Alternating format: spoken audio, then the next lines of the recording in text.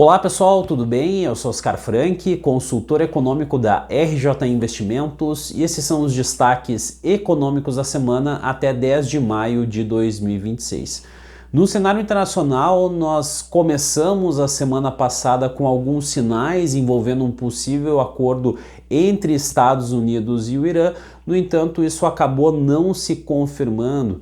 Até nós tivemos relatos de ataques que foram direcionados para algumas embarcações que tentaram cruzar o Estreito de Hormuz. No entanto, isso não acabou gerando a escalada do conflito ao longo da semana passada. Então, os investidores naturalmente repercutiram a toda essa série de acontecimentos. A guerra no Oriente Médio segue trazendo e gerando uma fonte de incerteza bastante relevante do ponto de vista do mercado financeiro e também da própria economia.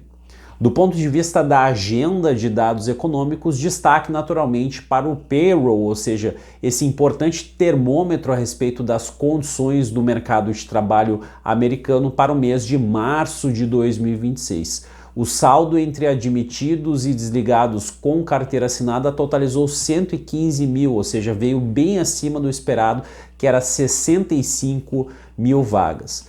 Do ponto de vista setorial, nós tivemos o segmento de saúde performando muito bem, é um setor que é mais descolado do ciclo econômico e que vem performando muito bem já há algum tempo, e a retomada principalmente do segmento de armazenagem e transporte, que havia sofrido uma redução no mês de março e que conseguiu apresentar uma recuperação no mês de abril.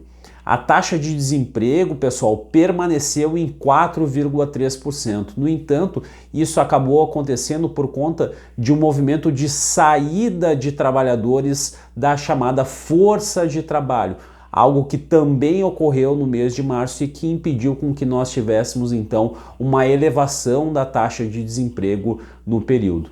Do ponto de vista do crescimento dos salários, nós tivemos uma alta de 3,6%, que representa sim uma aceleração em relação ao dado anterior de 3,4%. No entanto, o dado ficou abaixo do que o mercado esperava, que era de 3,8%. Então, a avaliação, pessoal, com relação então ao payroll relativo ao mês de abril de 2026 é de que o mercado de trabalho dos Estados Unidos sim segue resiliente, e isso dá condições para que o Fed foque as suas atenções nos impactos, nos desdobramentos da guerra do Oriente Médio sobre os preços, sobre a inflação. Então esse é o aspecto mais relevante no momento.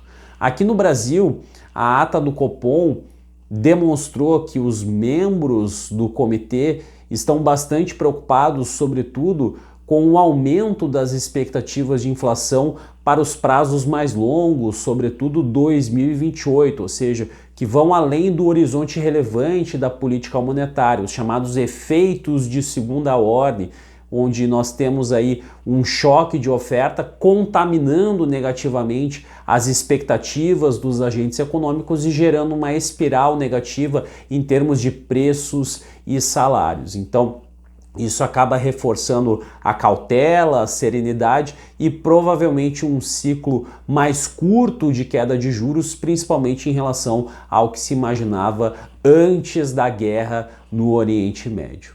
E do ponto de vista da agenda de dados, nós tivemos aí a revelação da produção industrial para o mês de março de 2026, que subiu 0,1% contra fevereiro na série com ajuste sazonal. O dado ficou um pouquinho acima do esperado, um pouquinho acima da expectativa, que era uma leve queda de 0,1%.